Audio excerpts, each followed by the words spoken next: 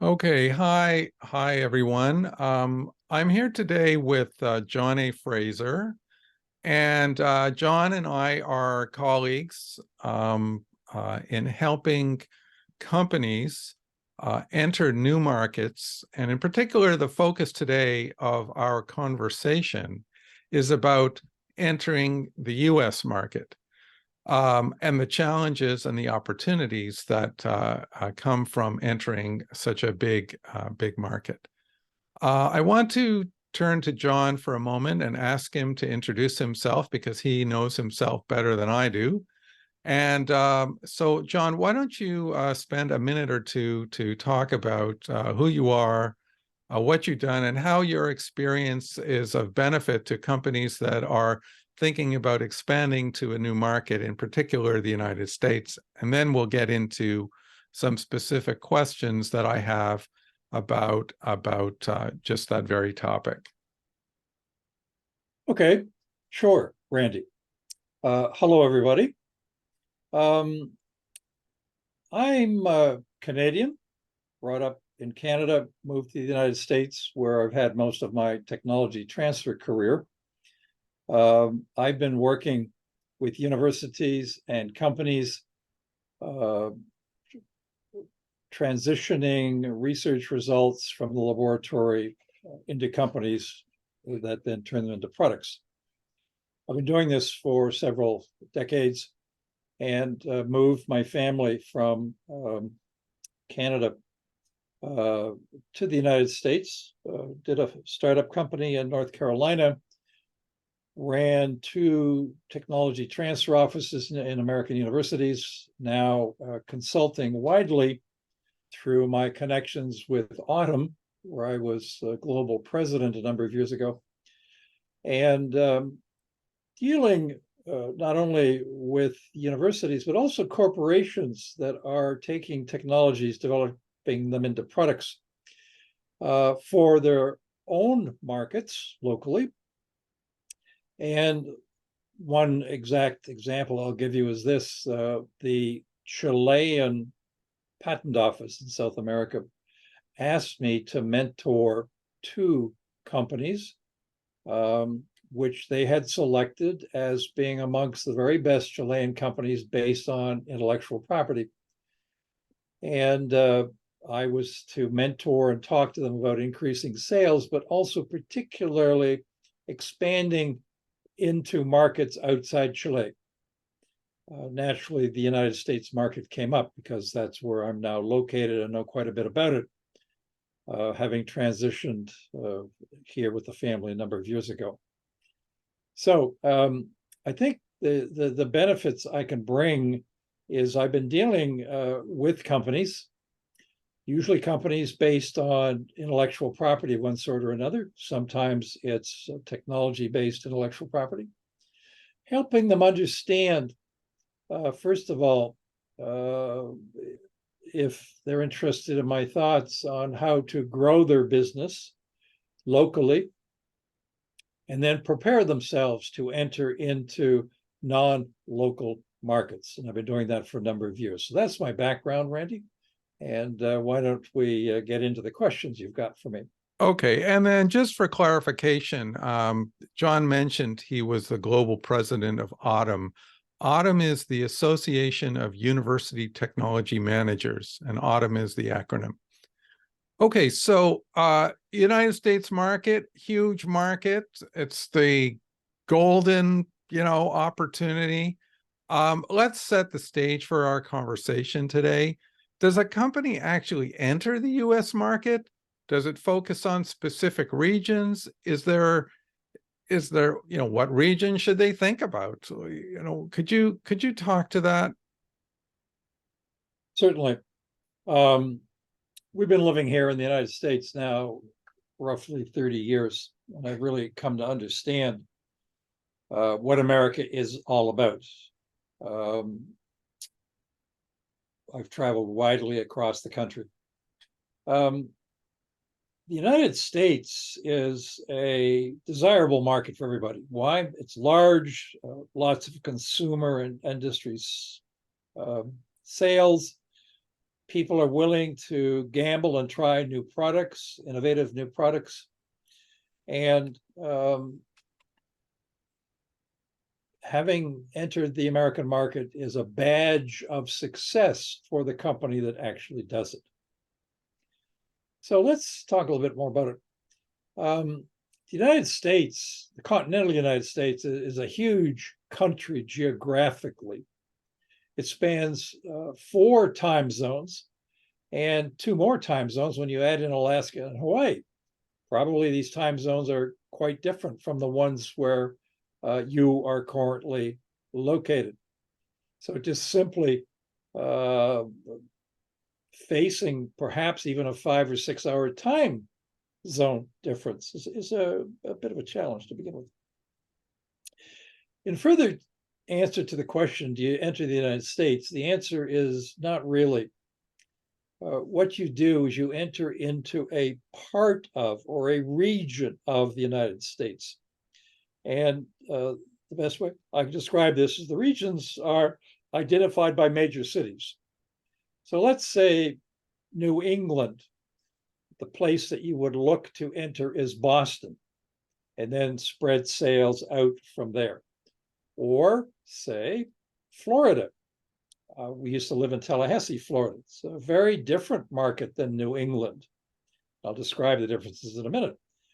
Then going farther west to the major urban centers of California, you've got Northern California, San Francisco and region. You've got Southern California, Los Angeles. You've got San Diego. These are all very different markets, even though they're in the same time zone. And how do they differ? Well, part of it is the fact that people in these different regions have different cultures, different backgrounds, different even dialects, even though everyone speaks English. Many of them have slightly different values in terms of family values, religious values, values of trust. And these can differ subtly from region to region. America is a very open, very trusting market. People are willing to, as I said earlier, try new products, new things, both as consumers and as industry. So that's one example. Let me dig a little deeper into the culture background. The different regions are different in the following senses. People that you'll deal with in, say, New England, their parents have a very different historical background than, say, the people you'll deal with in Florida. The degree to which people adhere to a religion in which they either believe in it or practice it differs region to region. The accents of the language are different. I was in Canada, Toronto. I'd been hired to work in North Carolina in a startup company, and I phoned to introduce myself after the interview. And I ended up talking to a wonderful woman, a dear friend who was the administrative assistant for our company. I couldn't understand her. Her accent was so thick. I had to slow down and we talked back and forth, and it took 2 or 3 conversations, all very cordial.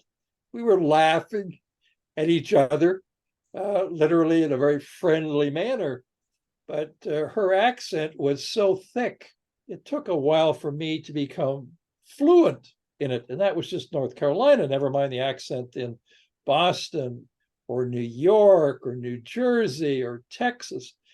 So again, differences, the educational background of people in the different regions may differ depending on who you're selling to. You must be alert to this. I'd like to come back to a comment you made. I thought that was really prescient, very wise, is you said that Americans were willing to take a gamble on anything.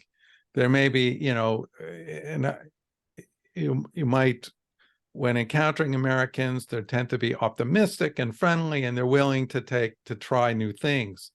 Well, from the point of view of your business, you're not looking for the one sale. You're looking for repeat sales.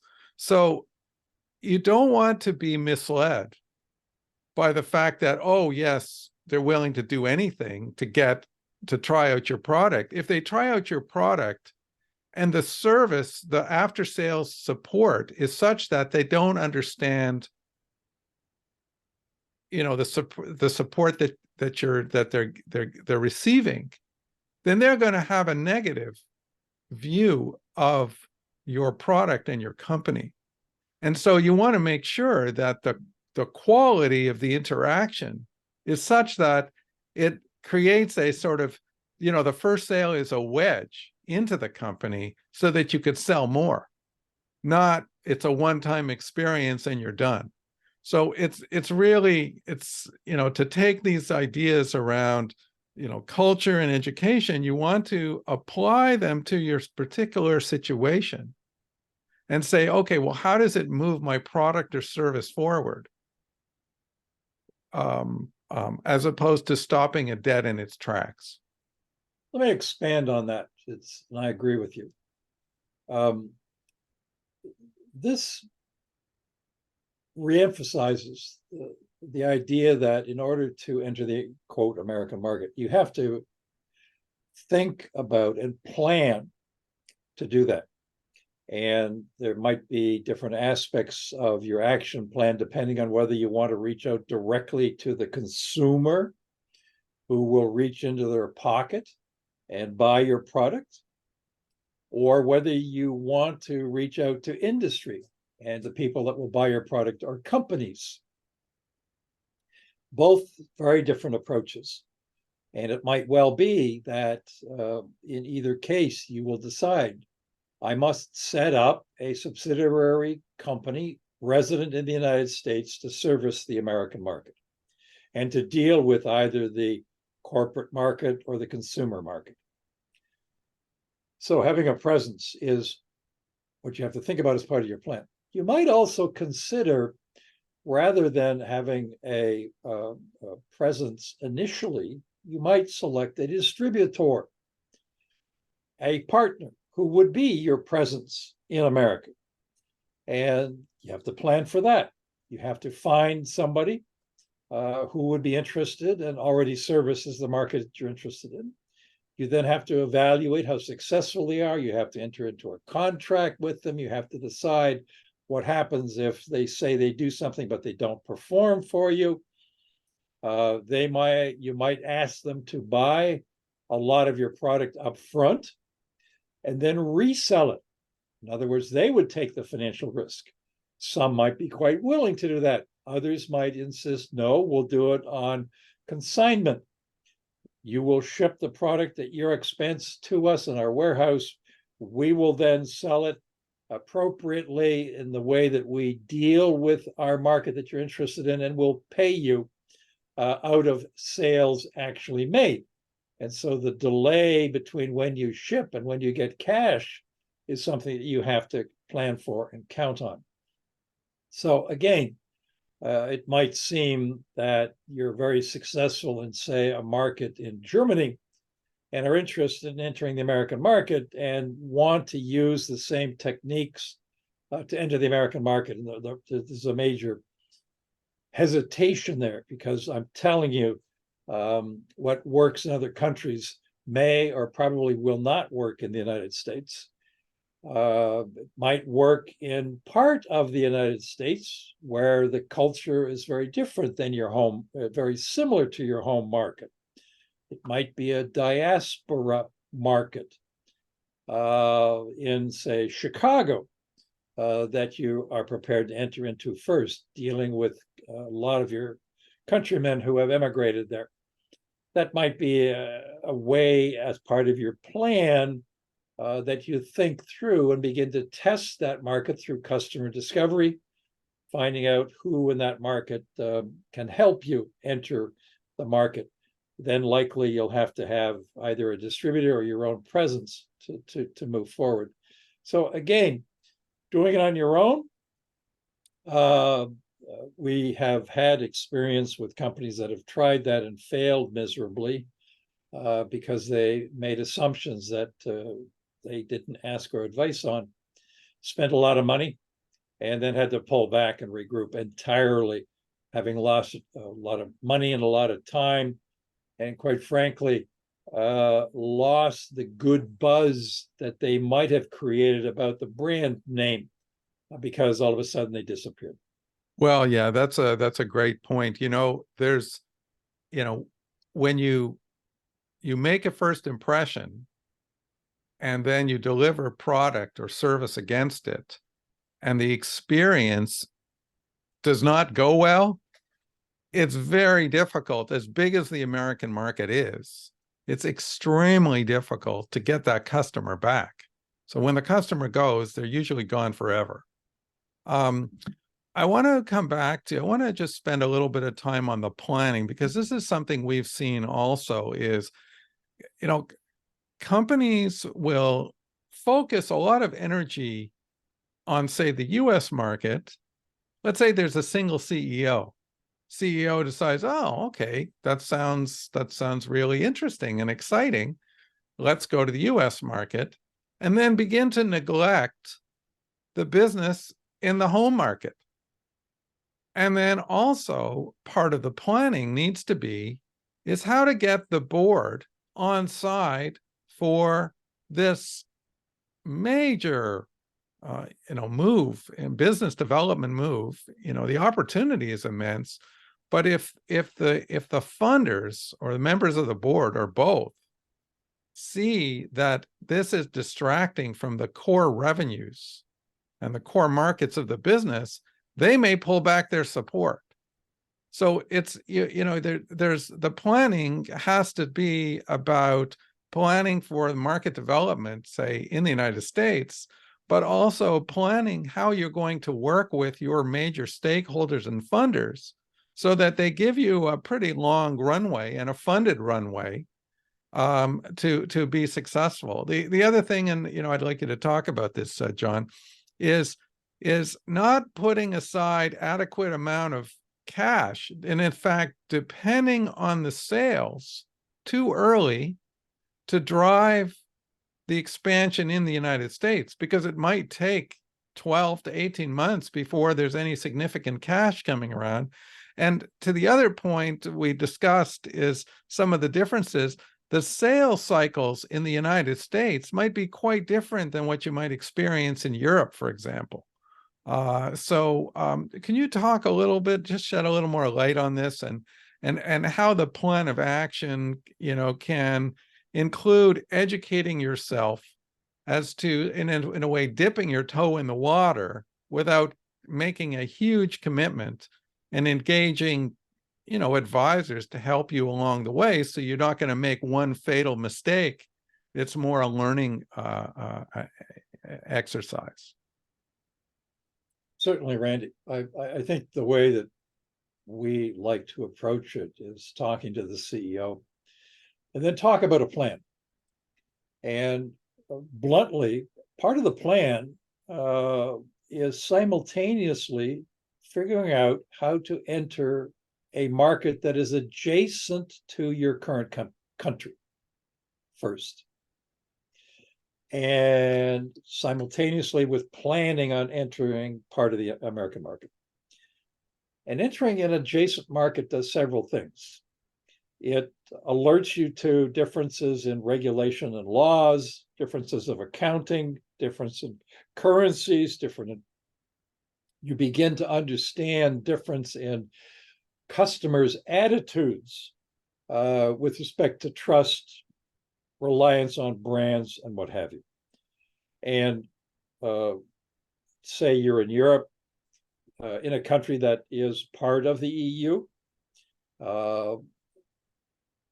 opening sales in an adjacent country, you've got the EU market and certain regulations that are somewhat similar to your own country. And so the learning curve is less than reaching across, say, the Atlantic Ocean to America or Canada. And in addition to this, a smart CEO will delegate one person in the company to begin to do homework and background about the adjacent market and plan for the American market. Okay. Talking to advisors as to how to do this properly. We've got templates and plans and ideas. We can assist with this. And having done and continuing to do planning, you begin to learn, and then taking the learning of an adjacent market to adapt it to the American part of the American market, say Florida, depending what the product is. You begin to understand what it's going to take. As Randy points out, you have to have a cash budget to allow you to survive and invest in market plans, market entry, market perhaps mistakes, marketing, collateral and everything else, forming partnerships, having learned how to ship your product across borders, and then having to ship it across the Atlantic Ocean. There's a lot of learning there. And ultimately, through the plan, you get to a point where you want to go to, say, a trade show and experience what it is to meet people who are in the American market that you're interested in, meet them face to face, do a lot of planning before that actually happens, and then decide how to proceed from there. So that's one element of the plan. And moving into an adjacent regional market, I'll call it, okay, will take time and effort, but your sales cycle is probably a lot shorter to positive cash flow than reaching across the Atlantic Ocean to get into the American market. And the learning in the adjacent market is probably most adaptable to certain aspects of the American market. So I think I would, let me just pick up on the trade shows, because trade shows in the United States are absolutely huge. I was working with a company, and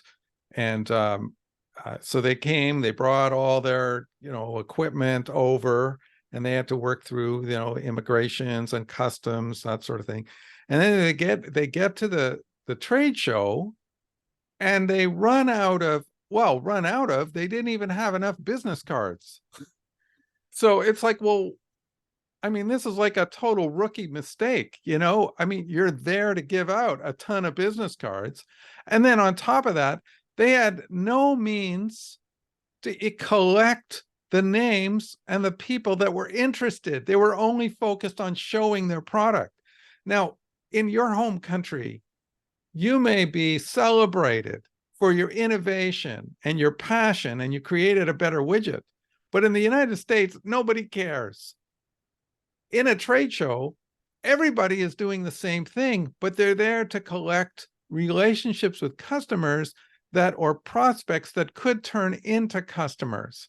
And when we were at this particular trade show, what I did I got a piece of paper and a pen, and I said, look, make sure that you get their name, their address and their phone number and their email, so you can contact them after the show. Another thing that happened was the company that I was working with, they did a number of shows down the East Coast, but they had nobody as a second person to relieve the CEO. So the CEO had to basically stand there for 3 days, 12 hours a day. And by the end of it, he started to run out of gas. So when you're spending, $3,000, $4,000, $10,000 on a booth, you want to make sure that it's adequately staffed so that you can not just show your technology, but learn from your potential customers what they like about it, what they like about you, what they don't like, all kinds of information. So this, again, this takes planning, this takes sort of foresight, looking forward, making sure you have the right people to support you in this endeavor, and so you'll be more successful. What I'd like to do is talk to you, John, a little bit about competition in the United States and even on a regional basis. So many companies, whether they're from Europe or Asia or even Canada, they'll be feted, celebrated for coming up with some innovative widget, process, software, etc. And they'll basically be a big fish in a somewhat of a small pond. And then when they come to the US, well, there might be 10 competitors or 50 competitors. The scale of the scale of the opportunity is great, but the scale of the competition, including not just a direct competitor, but actually workarounds, deciding, well, yes, I have a need for this, I have this pain point or problem, but guess what? We're going to work around it. And we're going to use Excel, even though it doesn't have a pretty user interface like your product might have. So can you talk a little bit about the competition and what, how a company might deal with that? Certainly. Single word I'll use is brutal. Fast moving and brutal. Okay. Now, what does that mean? What that means is you have to think about what your competitive advantage is in your home market and the intellectual property embedded in your product that gives you an edge. Then you have to seek partners in the United States, legal and accounting partners, who can protect the intellectual property either through patents, copyright, trademarks, and seek legal protection by filing for patent protection in the United States or trademark protection in the United States. You have to have that legal document in hand as a hard asset that will protect you and give you something to negotiate with the competitors. And those competitors who see patent pending realize that certain aspects of competition are closed off. You should understand in the 1880s, a long time ago, the American market was known as being copycats of anything British. Books, agricultural instruments, machinery, everything else. And there were people that came over from Britain who saw their own books being sold without copyright notice, without any royalties flowing back to them. Agricultural machinery in the major expanse of American market were copycats of British and European machinery, and no royalties or partnerships or anything else. America just saw it, copied it, bang, away they went. The market is a little more diplomatic than that, but you have to prepare yourself legally. You have to have deep pockets. You have to know what the accounting rules are on sales and return of product under sales. And pay your taxes. You have to pay your taxes. There will be regulations in the American market that may not be in your home market. You must be aware of. America is protective of its markets and has all sorts of tools. America is an open market. Well, yes, in certain senses, but you have to take a very business-like approach to take advantage of it. So planning, working with people like us who have been there, done that, have worked with companies that have succeeded, worked with companies that have failed. And again, it comes back to, it's a major effort to break out of your home market. You have to have your board behind you. or you have to have your people behind you. You have to have cash budget available, ready to use for trips, for entertainment, to frankly give away products to competitors so they can look at it and try and figure out if this is something I want to get associated with. So this is a major strategic move, and having partners like Randy and I who are embedded here, been there, done that, we think will be very useful as part of your planning, as part of your implementation, as part of your customer discovery and feedback as to how it's initially going. And then at some point, when you want to ramp up either manufacturing or distribution or sales in America, you're going to have to figure out where you find a financial investment in your own company or in your American subsidiary. Yeah, absolutely. Absolutely. But, to have a track record in the States, it actually enables you to raise money in a way that you could not raise money if you were in England or Spain or, wherever. I want to start to close off, but I want to share a couple of ideas. Is first of all, you can do the plan, you can be strategic, but in America, we're scrappy, we're entrepreneurial. And if we hear no, we think about, well, gee, how can we make that no a yes? So don't forget that digging deep and being creative and ingenious, that's also highly rewarded by being in the US market. Okay. And you will interact with people who may be, they will be far less conservative in their approach than you are from your country. America really celebrates entrepreneurship. It's like a country that was built by entrepreneurs for entrepreneurs. It's quite amazing. And there's this incredible energy around that.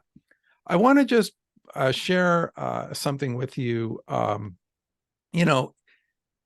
In the US, when you go to a jean store, is there one pair of jeans or is there 50?